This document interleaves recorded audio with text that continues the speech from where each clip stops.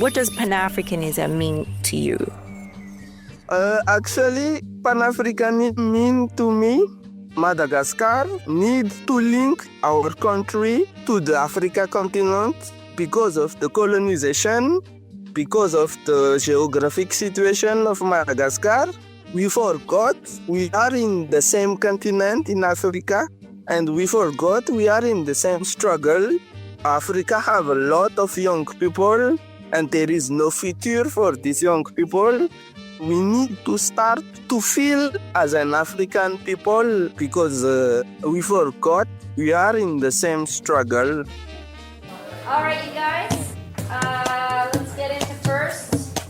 There is a movement promoting our stories, and many of us grew up with a strong craving for images we can relate to. Production teams, writers, creative heads have come together to tell stories, and this podcast is their voice. The themes covered are very relevant to the Black community, and anyone concerned by the social and racial injustices that are in place to stifle this voice. The Pan-African voice is not easily heard, and here we talk about our movies, that film or doc which you heard about but didn't get to see. What was the story? Where can I watch it? It now has a voice. Tune in. We walk you through these stories and interview the filmmakers. Welcome. Karibu sana. Karibu sana. And starting right on the lens. Ready, and action. I wanted to welcome you to the Pan-African Film Podcast. It's a pleasure to host you today to discuss your beautiful film, which is called Disco Africa.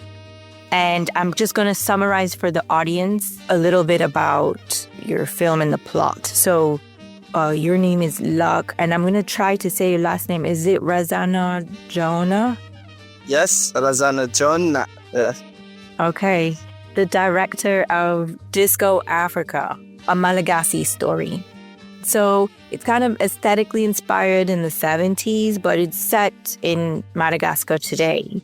It's a story about Kwame, who's 20s, like around 20, and he struggles to make a living in the mines. And then he goes back to his hometown, kind of reconnecting with his childhood, I guess, ghosts, where he's reunited with his mother, like some old friends. And then he has to like come to terms with a lot of underlying corruption in Madagascar, but also like a lot of themes on mourning and love and, loyalty, right? So very beautiful film. Welcome to the show, Luck, and the podcast. Tell us a little bit about your career, your background, like your main objective in making Disco Africa. Yes, it's a very pleasure to be here today.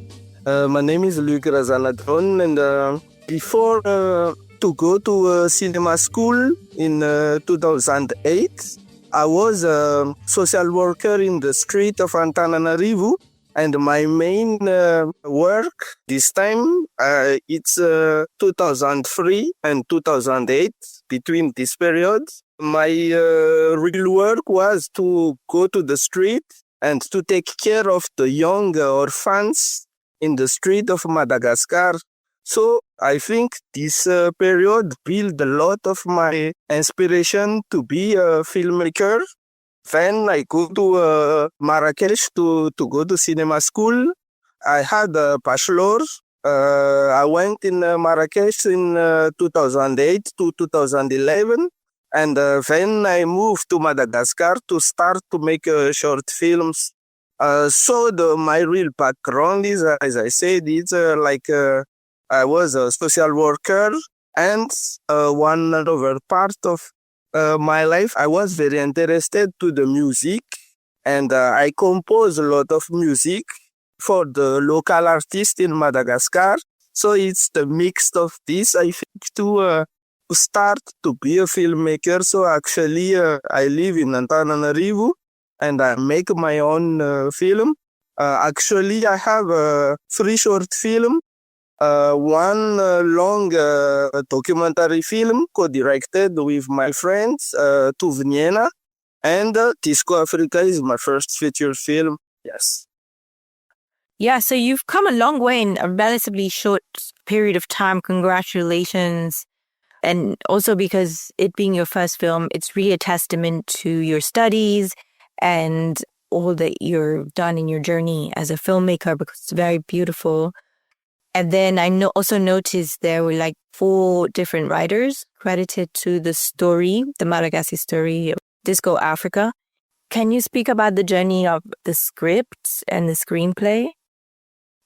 So, as a filmmaker in Madagascar, first I wrote my script. I wrote the whole script first in 2012, and I start to move, for example, to Durban Film Art, to Rotterdam Film Art, to trying to search a producer, because in Madagascar there is not a producer, and it's very hard to make a film. So in 2012, I wrote the first version of the script. And in 2016, when I start to work with my producer, Jonathan Rubin from France, we decide to make a residency to trying to make the best thing for the script of Disco Africa.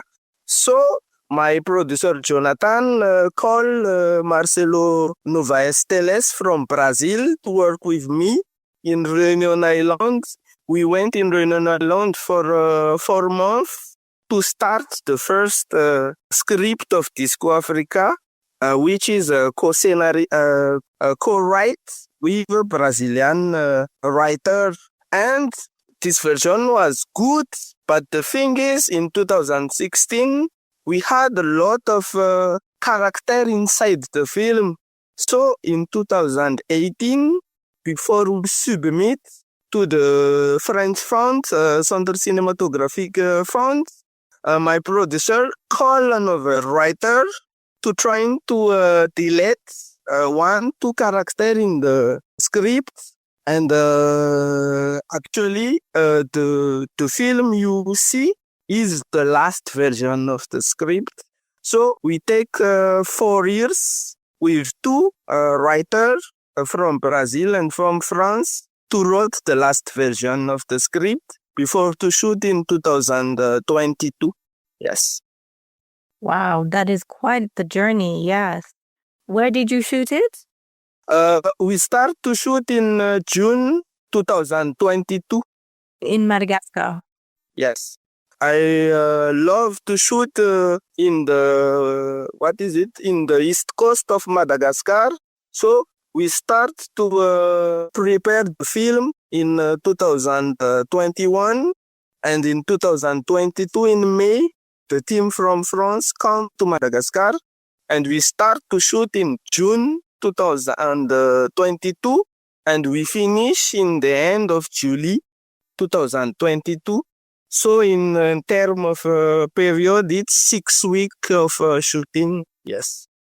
You said how many weeks? 6 weeks shooting? From about June to July? 2022. Okay. That's beautiful. That's interesting. So, with fiction, yeah, especially with a feature, it's funny how the script can take, 4 years, you said? And then it's like the actual production time is 6 weeks, right? So, yeah. And if it's well written, you can always shorten the production time, right? Take out a few characters. Quite the journey, yeah. And then why did you choose the aesthetics of the 70s for the film? Can you comment on that as a director?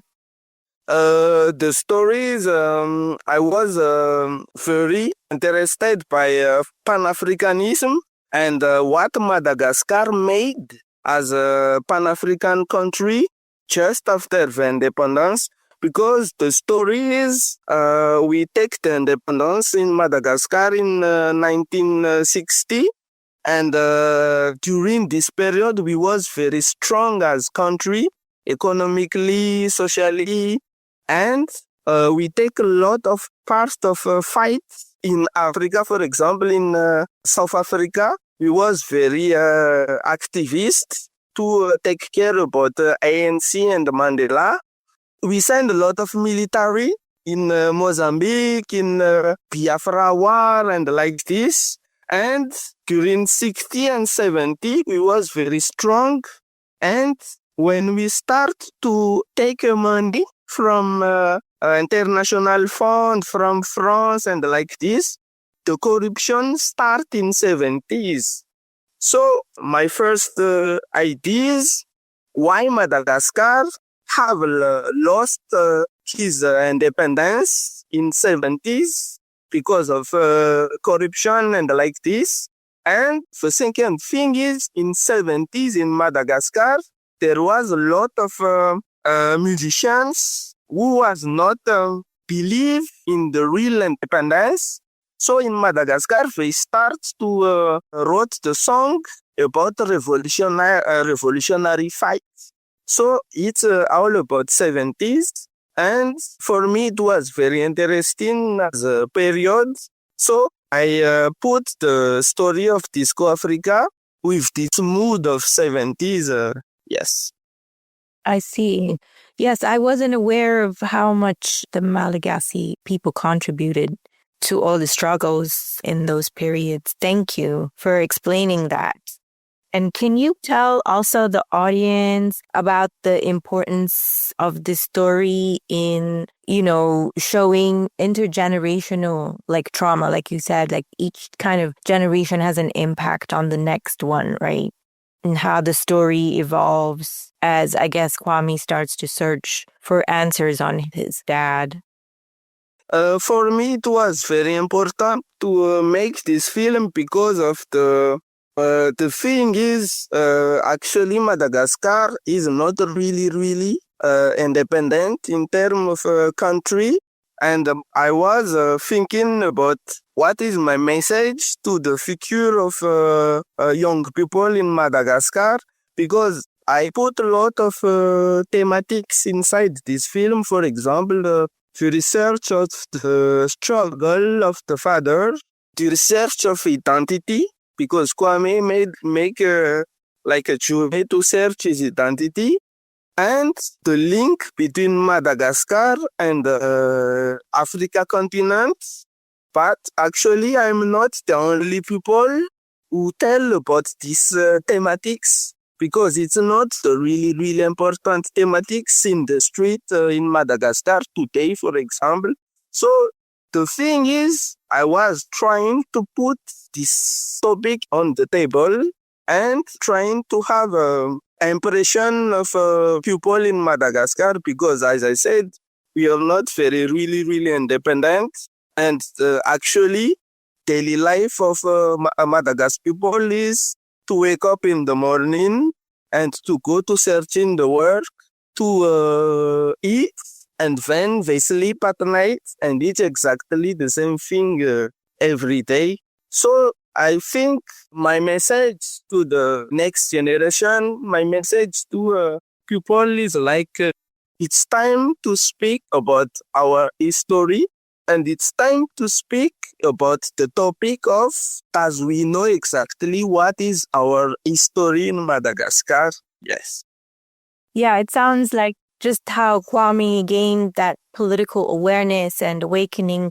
You're hoping your film will also do that for your country and its current issues and struggles, right? Yeah. That's a really nice message.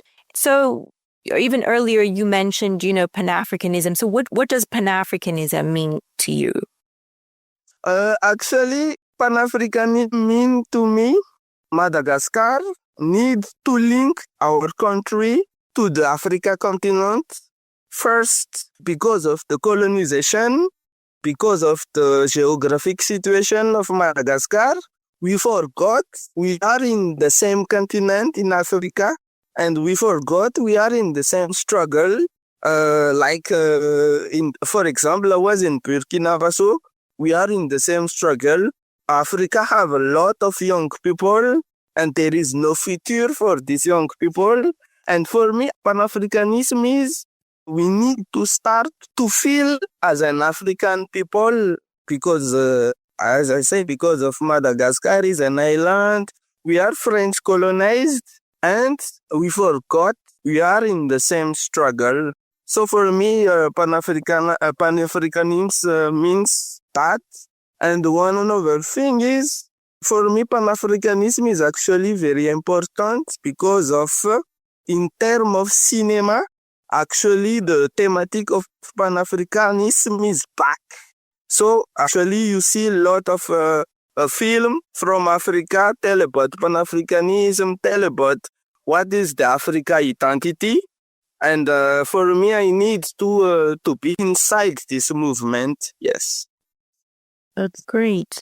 Mm. Yes, I'm glad you feel that way. And I've never thought of that perspective. I guess Madagascar being an island, there's a kind of feeling of reuniting physically, like, even more than intellectually with the continent, just bridging those gaps, I guess. It's good to hear. And can you speak to us about like the budget and even maybe the distribution strategy? You came even to this interview thanks to Sudu, your French distributor. So shout out to Sudu. Thank you. If you could tell us a little bit about your journey. Like you said, you were shopping the script and then you, I guess, partnered with did you say a French producer first? So, as I say, the first big challenge as a filmmaker was to move to another country for searching for the partner, co-producer, producer, and then the one another big challenge was to propose a good script for the different fund in international funds. For me, it's a very big challenge because of what? Because as I said, I made 2 free short films before, but for the people in cinema industry, Madagascar, they don't know Madagascar. So with my French producer, we was, I don't know the term, but we was very confident. But at the same time, for us, we felt to make the first film from Madagascar co-produced, we need to be very strong in terms of motivation and like this. So we took 6 years to move to different residency, to move to different film markets. And it's my first experience with co-producer because my short film was made in the local industry. It's like a small team, a small budget. And it's first time for me to have a very big budget. When we start to make a budget of Disco Africa, it was 500,000 euro estimation. When I start to speak with my producer, he said, "Look, it's not realistic to have this budget, but if we have, for example, 100,000 euro, it's good for Malagasy film." So in 2022, when we start to shoot, I think we start with maybe 200,000 for the budget. And Disco Africa Malagasy story is very interesting case in cinema because Madagascar had 1, 2, 3 director in 80s. They shoot a feature film in Madagascar, but they decide to move in France and work in France. So between 80s and today, there is not cinema in Madagascar. So when we start to shoot in 2022, it was difficult to have a team from Madagascar because there is no team to work in cinema. And one another difficulty is all my first team from France is French. For example, the DOP is from France. The first assistant is from French. And it was difficult to mix the 2 teams because Malagasy people don't have a habitude to work in cinema. And the French people from France, for example, my first assistant, before she worked with me, she worked with Tony Gatliff in France, famous director, very big production. And then when she moved in Madagascar, it was small team. So there is a very big challenge, but finally we shoot the film. And for me, when we finish Disco Africa, it was a new experience to have a distributor as Sudu, because before it was me to send him my film in festival and like this, my short film. And it's first time to me to have a team like Sudu to distribute the film. And I think that is the key of success of Disco Africa actually, because actually we are in the big screen in Africa, in Kenya, in Burkina, and like this. So I think it was an interesting challenge, and I think it was an experience because we don't know what is the result, but yes, that's it.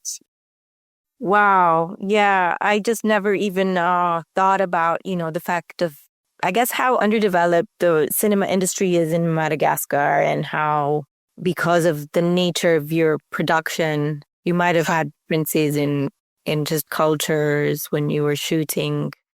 That's very interesting. Tell me, is it Luke then? Luke? Yeah. Look, Why was it so important for you to tell this story? originally, the story come from my own experience when I was a social worker in the street.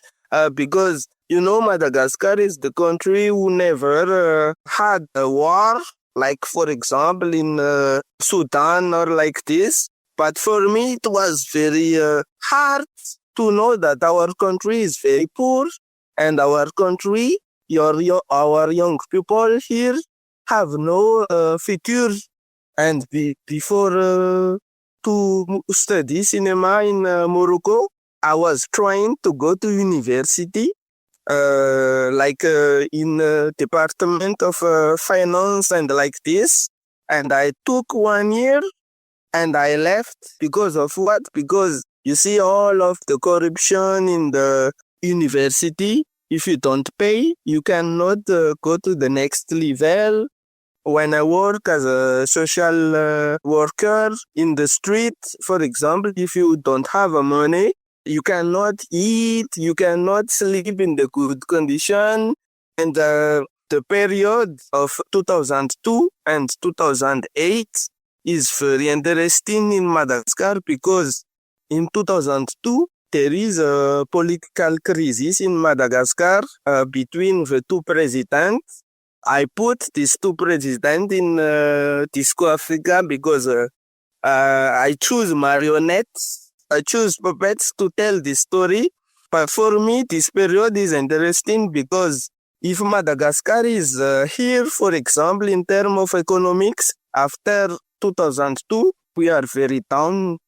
So this mix of my environment, my own story, the story I heard when I was a social worker, the story I see, because I see in my eyes the political crisis, I put the mix of this and I put in Disco Africa. And one another thing, I have a lot of friends who lost the father or sister or like this during this crisis of 2002. Actually, we don't know where is the body, where is the grave. So I was trying to put this in the table because, Madagascar is a very peaceful country. But I think during 65 years of independence, we don't take time to speak about our trauma. So my idea to make Disco Africa is to tell about this trauma and to tell about if we don't take care of our young people, if there is a next political crisis, the politician take our young people and manipulate to like civil war or like this. So there is my inspiration to make the film.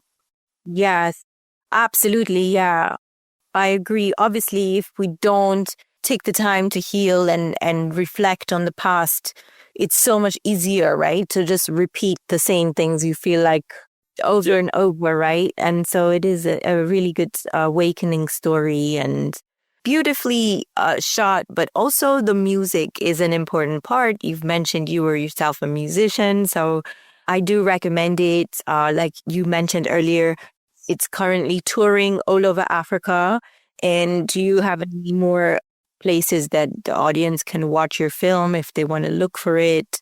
If you have any news about it, if you want to share anything new that you're working on, or like if you also want to share like websites or media, social media channels to find more information about Disco Africa.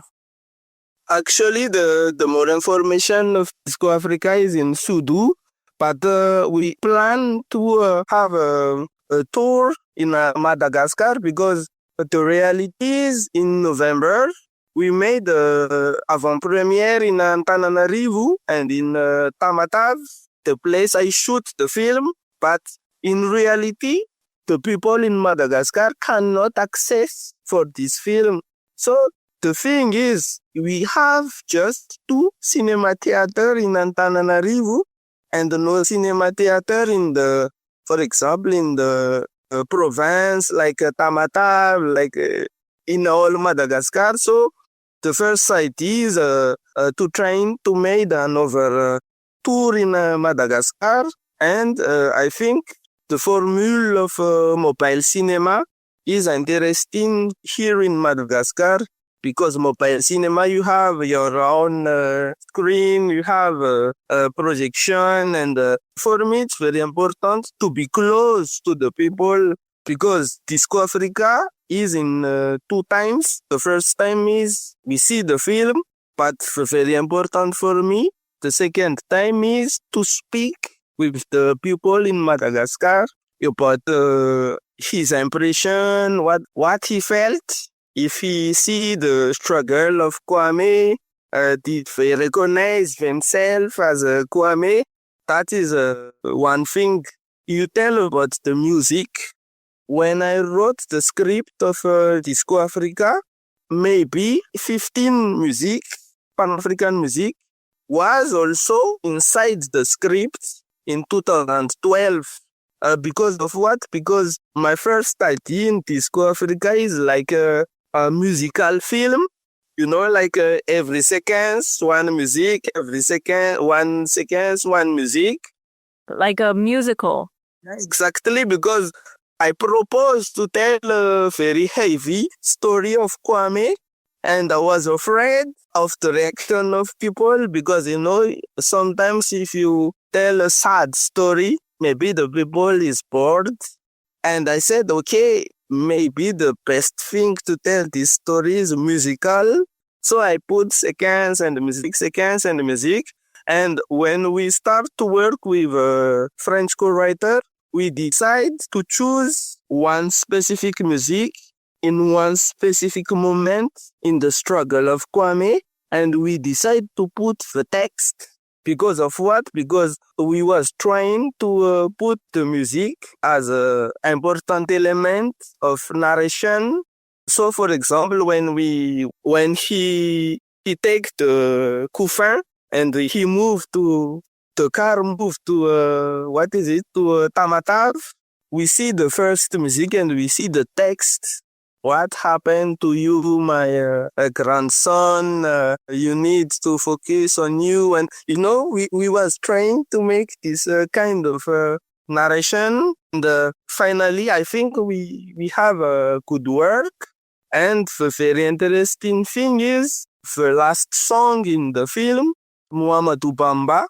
You know, the last song in the film, Muhammadu Bamba, is Senegalese Senegalese music, and this music tells the story of the people named Muhammadu Bamba, which is the one of the very strong revolutionary in Senegal.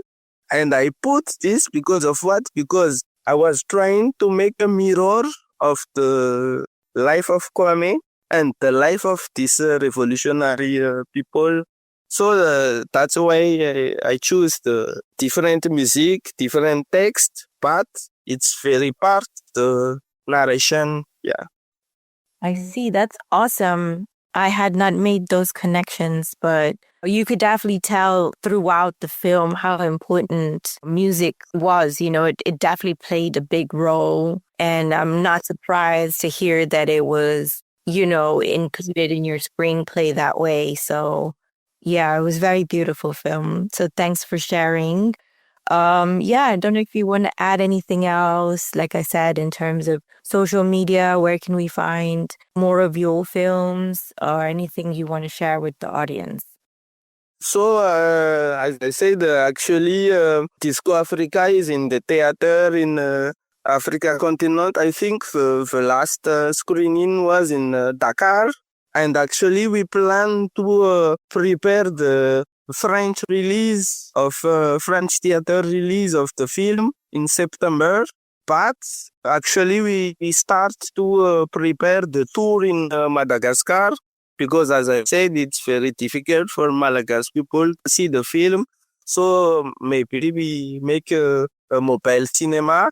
But if the people want to see Disco Africa, actually they can see the film in flight company like Qatar Airways, like Canada Airways, Oman Airways, And if you are in Europe, you can see the film in filmfriend.com. It's a website if you are a member of the bibliothèque in Europe, you can access for free the film. And of course, if the people want to have news of Disco Africa, they can go to the Sutu Connection website and Sutu Connection social media. So, yes. And another one. Thanks again for tuning in to another episode of the Pan-African Film Podcast. We are now on Spotify and Instagram. Just search Pan-African Film Podcast to follow and like us there. Our new platform is 360 Africa. That's 360 Africa. And we want to thank our Kenyan Vibe partners. Shout out to the KV Squad. Last but not least, we thank our editor Ace. Please send us your feedback, like, follow, and comment.